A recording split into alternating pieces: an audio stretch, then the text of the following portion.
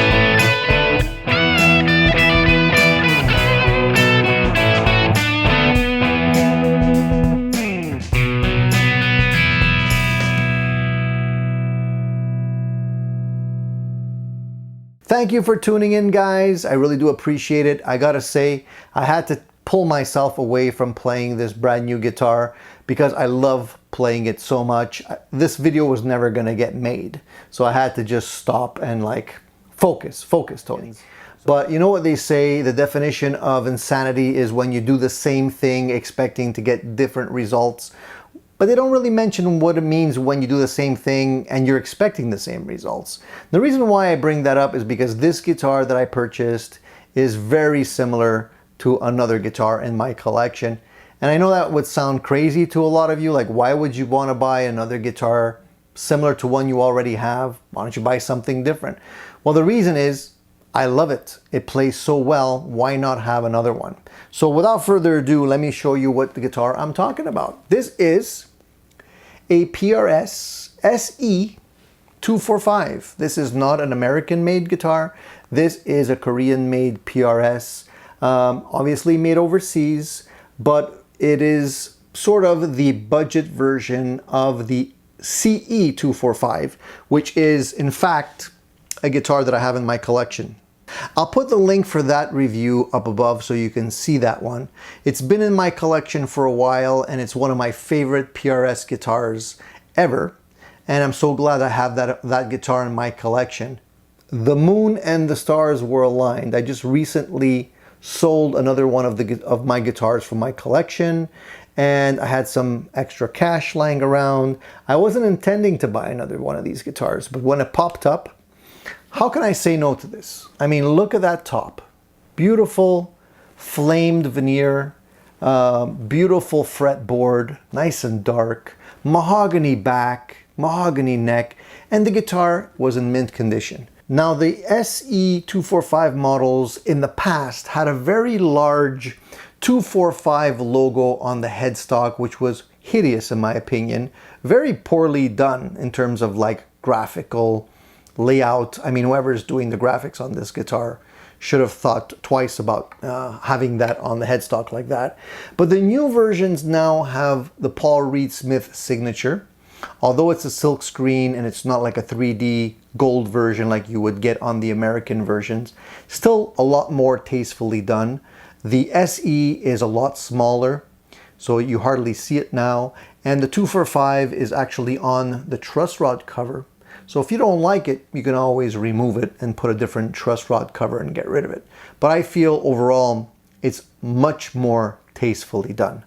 Now these models come in two different colors. They come in this color and also a charcoal burst. I feel this color is just more rich in my opinion. I like it a lot better over what they're offering in the charcoal burst. But hey, if you like the charcoal, you have that option. And as I mentioned, the neck on this guitar has a beautiful dark rosewood fretboard to it. None of that cheap Laurel stuff that you would see on some of the other imports, and I'm happy to see that they're not using that. I like the dark rosewood, and the money in this guitar is all in the neck. This is the reason why I buy these guitars, guys. It's the necks. They just play like butter. There's something about these necks. I don't know what it is, but it's just, compared to the feel that you get on a Les Paul, it's so much more effortless. I don't know why. It just is. So you have medium frets, you have the bird inlays on these guitars, which is great to see that they're putting those on the budget line as well. And the top on this guitar is actually a solid maple top, but it has a veneer, which is the flame that you see here. So the top is solid maple, but it's not a flame maple top. They add the flame on the veneer to cut the cost, because otherwise the wood would be much more expensive and would bring up the cost on this guitar.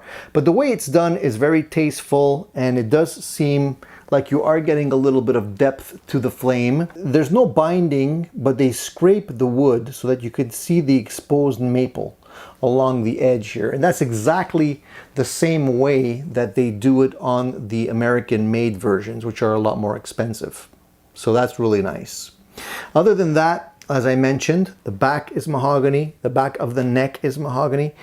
Same tummy tuck, same contour in the heel. Nothing really to report there. The Zach Myers version that I have has the tulip tuners, which I also do like.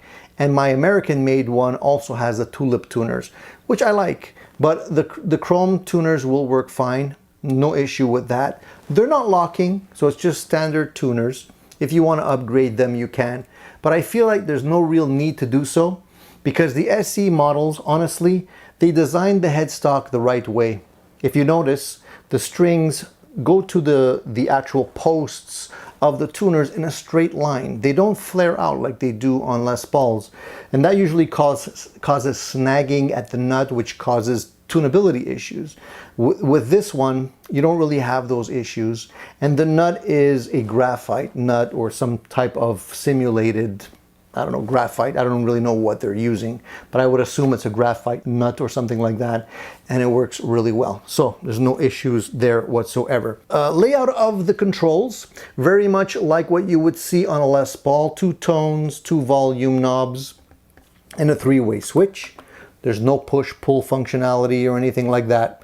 No coils splitting or anything like that. So it's pretty straightforward, just the way I like it actually. The pickups are not bad. If you don't want to spend the money and you're happy with them, great, it's all good. But I feel that if you put in a good, let's say improved set of pickups in this guitar, it really will make the guitar shine. And it'll stand up next to any guitar. Honestly, it really will. The other thing that a lot of people question on this guitar is the bridge. The bridge on this guitar is a wraparound bridge.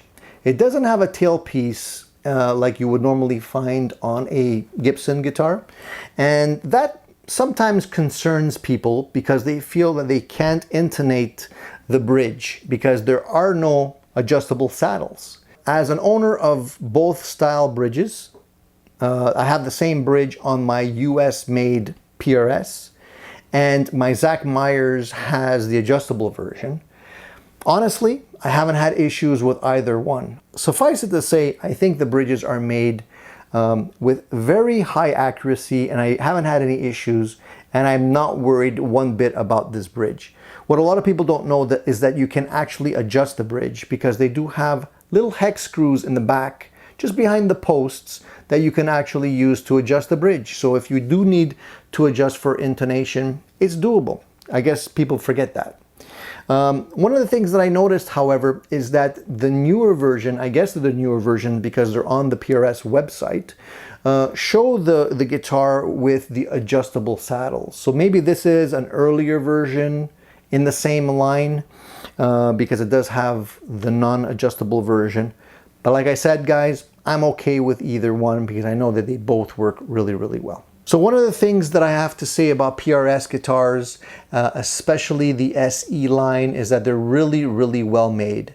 In my opinion, guys, I don't think you can get a better made overseas guitar. Quality control on these are fantastic. You know, I never had any issues with any kind of fret sprout or any kind of, you know, glue joints or anything like that. And for a guitar being made overseas, that says a lot. I'm not really sure which factory these guitars are coming out of. Some people claim it's the Court factory. I'm not really sure. I would have to do some additional research on that, but I don't really care as long as I'm getting something of great value. And guys, for the amount of money I paid this guitar, it's really an outstanding playing guitar. Before you go and you spend a lot of money on the American-made versions, and I'm not trying to talk you out of an American-made PRS because they are fantastic guitars, but just do yourself a favor.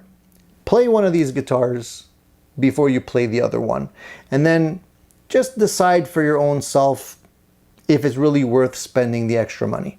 I think a lot of you will actually be surprised. I actually did a video on that, and if you're curious, I'll put the link above so you can click on it.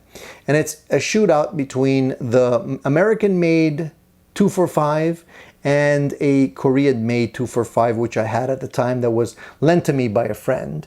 And although they don't have the same pickups in the guitar, a lot of people chose the overseas model, you know, for sounding better. So if that's the case, you could walk away with a whole bunch of extra cash in your pocket, and there's nothing wrong with that. I can say I'm honestly stoked about this guitar, so I'm going to continue playing it right after I finish this video.